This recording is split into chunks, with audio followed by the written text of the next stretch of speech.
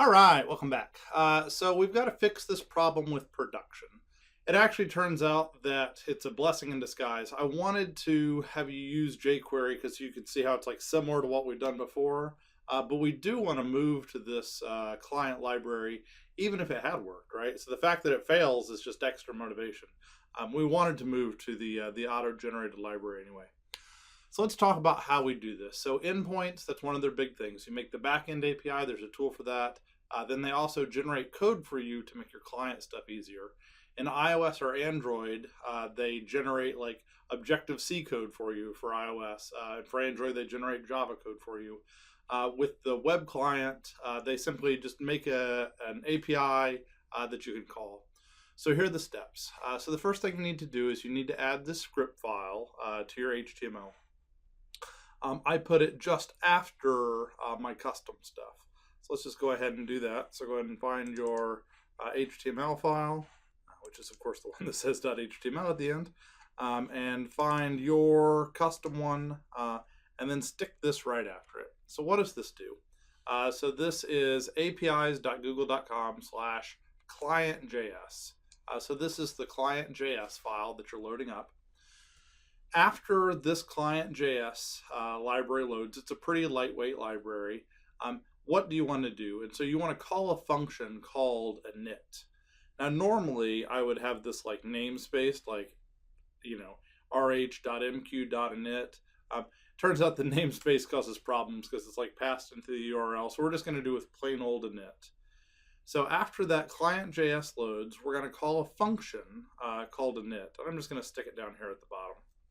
So it's going to be a function called init. And you could run it right now.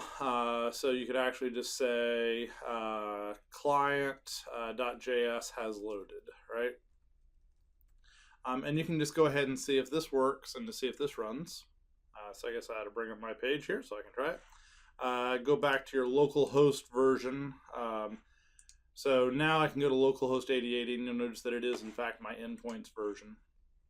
And if you do an inspect and you view the console, you should see that it says that it has loaded. And so if you hit refresh, you can see that it loads pretty quickly, right?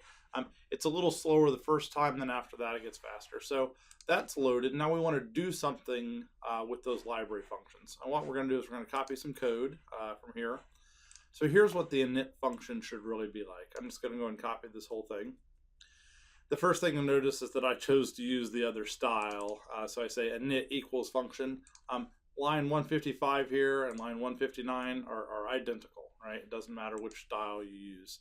So what does this thing do? So this is a boilerplate piece of code. You can see that it's got this API root thing in here. We've actually done that once before, so we've already got a variable called that, but we'll just use this one that we just pasted in. And so it's got a function that's kind of in line here, which is kind of crazy. So there's a callback function that's actually inside of another function. Totally valid thing to do in JavaScript. It just kind of looks weird. There should really be a semicolon right there, though, if you're going to do that. And so it says APIs to load is equal to 1.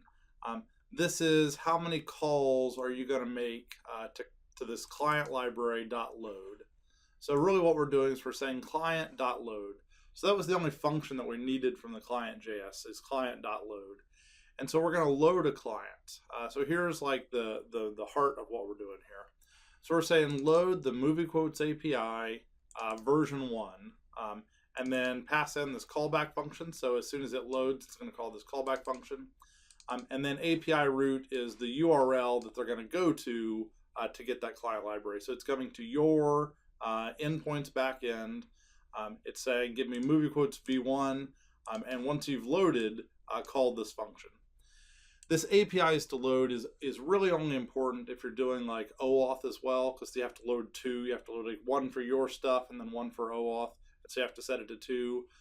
But they've kind of structured it to where you can set as many different libraries as you want. Really, you have either 1 if you're doing no OAuth or 2 if you're doing OAuth. And I've never really seen anybody use more than 2. And so this says GAPI is now available and loaded. So this message is kind of like where things really start at. So let's go see if this works. So I refresh it here, and it says GAPI is now loaded and available. This is slightly different than the thing we did before, right? So before it was just loading the client.js library. Now we've actually loaded something specific to MovieQuotes. And so I'm just going to put a little to-do in here. To-do, this is kind of like the new main function, right? So I didn't phrase that very well, but essentially this is where like you can now start doing stuff. This is like where your page is loaded. So before we kind of had our main function was like when the document was ready. We're going to wait until it breaks. But instead of like starting the function when the document is ready, now we don't start anything until all of our APIs have loaded. We're going to wait until it breaks on us before we fix that. All right, so now we've got this new library. How on earth do we use this library? Really, you go look at documentation, but to make it kind of more fun for you, we're just going to tell you some things to do just so you can start learning it. So the way this works is you now have a bunch of methods for you. These methods are all namespaced as gapi.client, and then dot whatever your API is called, so MovieQuotes in this place, and then another dot, and then whatever name you're using. So for example, MovieQuote.insert. And if you remember back, I mean, that was when we were making the API, right? So we said that this one was going to have the name MovieQuote.insert, and now you're actually seeing that name, MovieQuote.insert. It's going to have some data that it sends up, and then it's going to call .execute. So .execute is what actually like does that request to your backend. And then when it finishes, like whenever that finishes execution, it calls a callback function, very common JavaScript pattern. It passes in what the response was, so RESP is what they typically use, so I use the same thing. If there is no response code, so that's kind of like their error, right? So if there's no like dot code on it, then it was successful, and you do stuff with the response. If there was an error, you just print the error, right? So here's what I'm going to do. I'm going to copy this to my clipboard. And then I'm going to go into my JavaScript, and I'm going to find where we did that post before. So there was actually a jQuery post. Here it is. And so this is what we were doing before, but now we're going to kind of do it the GAPI way, right? So I'm going to make a little space here and just paste in that chunk of code. So gapi.client.moviequotes.moviequote.insert. Data to send is still actually kind of the same thing. Notice that this time we don't have to say json.stringify.